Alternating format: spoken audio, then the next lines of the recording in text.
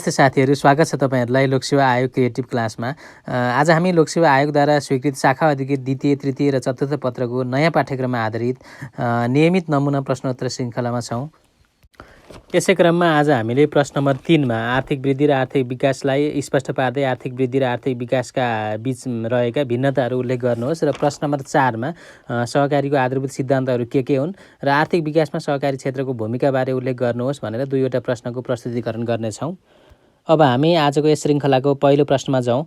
पहिलो प्रश्नमा छ आर्थिक वृद्धि र आर्थिक विकासलाई परिभाषित गर्दै अथवा स्पष्ट पार्दै आर्थिक विकास र आर्थिक वृद्धिका बीचमा रहेका भिन्नताहरू उल्लेख गर्नुहोस् भनेको छ। यसमा पहिलो त हामीले आर्थिक वृद्धि इकोनोमिक ग्रोथ र आर्थिक विकास इकोनोमिक डेभलपमेन्टलाई चाहिँ परिभाषित गर्नुपर्नेछ, जसमा आर्थिक वृद्धि इकोनोमिक ग्रोथमा चाहिँ आर्थिक वृद्धि भन्नाले एउटा निश्चित समयावधिभित्र राष्ट्रिय उत्पादनमा हुने वस्तु तथा सेवाको परिमाणात्मक उन्नतिको अवस्था हो। राज्यका समग्र आर्थिक क्रियाकलापबाट यसको प्रगति तथा उन्नति नै आर्थिक वृद्धि हो भनेर हामीले परिभाषित गर्न सक्छौँ। त्यसै गरी द अक्सफोर्ड इङ्ग्लिस डिक्सनरीले an increase in the amount of goods and services product per head of population over the period of time भनेर अक्सफोर्ड इङ्ग्लिस डिक्सनरीले परिभाषित गरेको छ।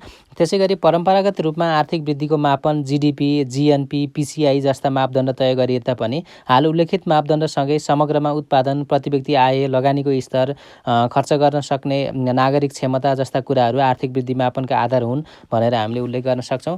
त्यसै गरी यस प्रश्नमा समग्रमा उत्पादनका साधनहरू पुँजी, श्रम, संरचना, प्रविधिको कुशल संयोजन मार्फत लगानी विकासको उपयोग गरी अर्थतन्त्रमा उत्पादन, रोजगारी, व्यापार, मूल्य स्तर, आय, बचत, उपभोगको वृद्धिलाई आर्थिक वृद्धिका रूपमा लिन सकिन्छ, तसर्थ आर्थिक वृद्धि विकासको पूर्वशर्त हो भनेर हामीले पहिलो खण्ड आर्थिक वृद्धिलाई चाहिँ परिभाषित गर्न सक्छौँ। यसमा आर्थिक वृद्धि भनेको चाहिँ आर्थिक विकासको लागि पूर्वशर्त हो, अनिवार्य शर्त हो भनेर पनि उल्लेख गर्न सक्छौँ। त्यसै गरी आर्थिक विकास इकोनोमिक डेभलपमेन्ट अर्थतन्त्रका सबै क्षेत्रका सबलतासँगै नागरिकले आर्थिक लाभ लिन सक्ने र आफ्नो जीवनस्तर उकास्न सक्ने अवस्था नै आर्थिक विकास हो भनेर हामीले परिभाषित गर्न सक्छौँ। आर्थिक विकास ह्याप्पिनेस अफ पब्लिक लाइफ तथा क्वालिटी अफ लाइफसँग सम्बन्धित छ होइन, नागरिकको ह्याप्पिनेस अथवा नागरिकको क्वालिटी अफ लाइफ स्तर उन्नतिसँग सम्बन्धित छ भनेर हामीले परिभाषित गर्न सक्छौँ। त्यसै गरी आर्थिक विकास राज्यको सर्वोपरि लक्ष्य हो। आर्थिक विकासले मानव पुँजी, पूर्वाधार विकास, पर्यावरणीय दिगोपना, सामाजिक समावेशीकरण, स्वास्थ्य, शिक्षा, सुरक्षा जस्ता बहुआयामिक क्षेत्रलाई समेट्दछ। तसर्थ आर्थिक वृद्धि आर्थिक विकासको प्राणवायु हो भने आर्थिक विकास आर्थिक वृद्धिको सुनौलो भविष्य हो भनेर यो पहिलो खण्ड हामीले टुङ्ग्याउन सक्छौँ। त्यसै गरी आर्थिक वृद्धि र आर्थिक विकास बीचका भिन्नताहरू छुट्याउनु पर्नेछ। यसमा हामीले बुदागत रूपमा उल्लेख गर्न सक्छौँ, तर स्पष्टताको लागि आर्थिक वृद्धि र आर्थिक विकासलाई चाहिँ टेबल बनाएर पनि उल्लेख गर्न सक्छौँ। तसर्थ हामीले आर्थिक वृद्धि र आर्थिक विकासका भिन्नतालाई छुट्याउँदाखेरि आर्थिक वृद्धि भनेको देशको अर्थतन्त्रमा निश्चित समयावधिभित्र हासिल भएको सकारात्मक परिवर्तन हो भनेर हामीले अर्थमा परिभाषित गर्न सक्छौँ भने अर्थतन्त्रको वृद्धिसँगै उत्पादन, उपभोग, वितरण लगायत समग्र आयाममा हासिल भएको गुणात्मक परिवर्तन चाहिँ आर्थिक विकास हो भनेर परिभाषित गर्न सक्छौँ। त्यसै गरी मापनमा चाहिँ gross domestic product, gross national product, पर क्यापिटा इन्कम यो जस्ता मापनले चाहिँ आर्थिक वृद्धि मापन गरिन्छ। यो एक आयामिक मापन हो भनेर आर्थिक वृद्धिलाई परिभाषित गर्न सकिन्छ अथवा उल्लेख गर्न सकिन्छ भने आर्थिक विकास अन्तर्गत औसत आय, साक्षरता दर, गरिबी दर, शिशु मृत्यु दर लगायतका सूचकहरू यो बहुआयामिक मापन हो भनेर आर्थिक विकासलाई उल्लेख गर्न सकिन्छ। आर्थिक वृद्धि परिमाणात्मक परिवर्तन हो भने आर्थिक विकास चाहिँ परिमाणात्मकका साथसाथै गुणात्मक परिवर्तन पनि हो भनेर उल्लेख गर्न सकिन्छ। त्यसै गरी आर्थिक वृद्धिभित्र चाहिँ आर्थिक वृद्धि विकासको साधन मिन्स अफ डेभलपमेन्ट हो भने आर्थिक विकास चाहिँ समग्र विकासको साध्य अथवा इन्स अफ डेभलपमेन्ट हो भनेर उल्लेख गर्न सक्छौँ अथवा फरक छुट्याउन सक्छौँ। त्यसै गरी आर्थिक वृद्धिले हर तरहले उत्पादन वृद्धिसँग जोड दिन्छ। यो स्ट्याटिक इक्विलिब्रियमको एक रूप हो भने आर्थिक विकास चाहिँ उत्पादन वृद्धिसँगै समन्वयिक वितरणमा जोड दिन्छ।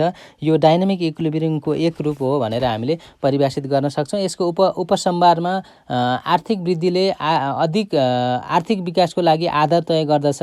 आर्थिक विकासले अर्थतन्त्रमा ह्याप्स र ह्याप्सनट बीचको दूरी कम गर्ने गरी स्रोतको समतामूलक वितरण गरी जनताको भोइस, चोइस र राइटलाई प्रवर्धन गर्दछ अथवा सुरक्षित गर्दछ भनेर यस प्रश्नलाई हामीले टुङ्ग्याउन सक्दछौँ। त्यसैगरी आजको दोस्रो प्रश्नमा सहकारीको आधारभूत सिद्धान्तहरू के हुन्, आर्थिक विकासमा सहकारी क्षेत्रको भूमिकाबारे उल्लेख गर्नुहोस् भनेर सोधिएको छ, जसलाई हामीले सहकारीको परिभाषाबाट सुरु गर्दा उपयुक्त देखिन्छ। तसर्थ समाजमा सदस्यहरूको सामूहिक एकता, सहमति, सद्भाव, मानवता, भातृत्वका साथै आफ्ना साझा आर्थिक, सामाजिक र सांस्कृतिक आवश्यकता पूरा गर्न सङ्गठित स्वायत्त सङ्गठन सहकारी हो भनेर परिभाषित गर्न सक्छौँ। सहकारीका प्रचलित मूल्य मान्यतालाई व्यवहारमा उतार्ने मार्गदर्शन नै यसका सिद्धान्त हुन् भनेर उल्लेख गर्न सकिन्छ। तसर्थ अन्तर्राष्ट्रिय सहकारी सङ्गठन अथवा अन्तर्राष्ट्रिय सहकारी महासङ्घ ICA द्वारा सन् 1995 परिमार्जनसहित तय गरिएका आधारभूत सिद्धान्तहरू निम्न छन्, जस अन्तर्गत स्वैच्छिक तथा खुला सदस्यता, सहकारी सङ्गठनहरू अथवा सहकारी संस्था स्वैच्छिक सङ्गठन भएकोले सदस्यता लिने र त्याग्ने सवालमा स्वतन्त्रता रहन्छन् अथवा स्वतन्त्रताको सिद्धान्तमा सञ्चालित हुन्छन् भनेर परिभाषित गर्न सकिन्छ अथवा यसको सिद्धान्तलाई चाहिँ उल्लेख गर्न सकिन्छ। त्यसैगरी सदस्यहरूद्वारा लोकतान्त्रिक नियन्त्रण, सबै सदस्यहरू नीति निर्माण गर्न, प्रतिनिधिहरूको निर्वाचन गर्न तथा विभिन्न किसिमका आर्थिक, सामाजिक, सांस्कृतिक क्रियाकलापहरू सञ्चालन गर्नको लागि समान मतको अधिकार रहन्छ अथवा समान मतको अधिकारको सिद्धान्तमा आधारित छन् भनेर सदस्यहरूद्वारा लोकतान्त्रिक नियन्त्रणको सिद्धान्तलाई चाहिँ प्रस्ट्याउन सकिन्छ।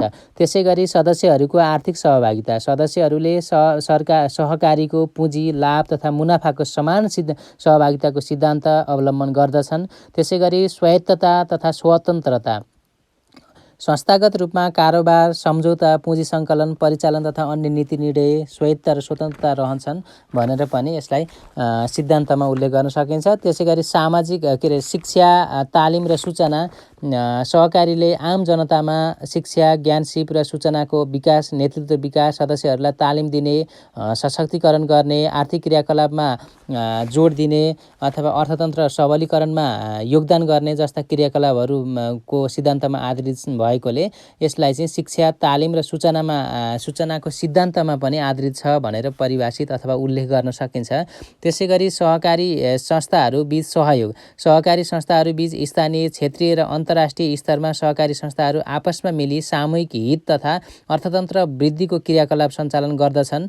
त्यसैगरी सातौँ सिद्धान्तमा छ समुदायप्रति चासो, समन्वयिक रूपमा समुदायको दिगो विकासको लागि आर्थिक, सामाजिक र व्यावसायिक क्रियाकलापहरू सञ्चालन गर्दछन् अथवा समुदायप्रति चासोको सिद्धान्तमा आधारित छ भनेर उल्लेख गर्न सकिन्छ। त्यसैगरी यस प्रश्नको दोस्रो खण्डमा आर्थिक विकासमा सहकारी क्षेत्रको भूमिकाहरू उल्लेख गर्नुहोस् भनेर लेखिएको छ। यसलाई हामीले बुदागत रूपमा उल्लेख गर्न सकिन्छ, जस अन्तर्गत स्थानीय स्तरमा आम नागरिकलाई बचत गर्ने बानीको विकास गर्ने भूमिका रहेको छ भनेर हामीले उल्लेख गर्न सक्छौँ। छरिएर रहेका श्रम, सिप, पुँजी तथा प्रविधिलाई एकीकृत गरी उत्पादन, उत्पादकत्व र रोजगारी अभिवृद्धि गर्ने, सामूहिक आर्थिक हित तथा नेतृत्व विकास र घरेलु लघु उद्यमको प्रवर्धन गर्ने, उद्योगको विकास गर्ने, जसले गर्दा आर्थिक विकासमा बढोत्तरी अथवा योगदान गर्न सक्दछ भनेर उल्लेख गर्न सकिन्छ। त्यसैगरी आय आर्जन, रोजगारी र सामाजिक आवश्यकता पूर्ति गर्ने, उपभोग्य वस्तुको सरल आपूर्ति तथा वितरण गर्दा सुपथ मूल्य कायम गरी उपभोक्ताको हित प्रवर्धन गर्ने, आन्तरिक आर्थिक सबलीकरण, आर्थिक परनिर्भरता कम गर्ने र व्यापार घाटा न्यूनीकरण गर्न सहयोग गर्नेछ अथवा गर्ने भनेर यसको भूमिकालाई उल्लेख गर्न सकिन्छ। त्यसैगरी सामाजिक रूपमा समन्वयिक विकासमा जोड दिने, यी कारणले गर्दा चाहिँ आर्थिक विकासमा सहकारी क्षेत्रले महत्त्वपूर्ण भूमिका खेलेको छ भनेर प्रस्ट्याउन सकिन्छ। त्यसैगरी यसको उपसंहार अथवा निष्कर्षमा के लेख्न सकिन्छ भने सहकारी सङ्गठन लामो इतिहास बोकेको सामाजिक, आर्थिक, प्रजातान्त्रिक तथा कल्याणकारी रूपमा सङ्गठित संस्था हो जसले पुँजी निर्माण तथा परिचालन गर्दछ। यसले आर्थिक विकासको आधारशिलाको रूपमा भूमिका खेल्दछ। साथसाथै आवश्यक नीतिगत व्यवस्था गरी सहकारीलाई सिद्धान्तमा आधारित भई सञ्चालन गर्नु तथा गुणात्मकता वृद्धि गर्नु आजको अपरिहार्यता देखिन्छ भनेर यस प्रश्नलाई अन्त्य गर्न सकिन्छ। तपाईहरूको अमूल्य समयको लागि धेरै धेरै धन्यवाद। उल्लेखित प्रस्तुतिकरणमा कमी कमजोरी भएमा सुधारात्मक सुझावको अपेक्षाका साथसाथै तपाईहरूको सफलताको लागि यस युट्युब च्यानल सब्स्क्राइब गर्न नभुल्नुहोला भन्दै आजको एपिसोडबाट बिदा हुन चाहन्छौँ। नमस्ते।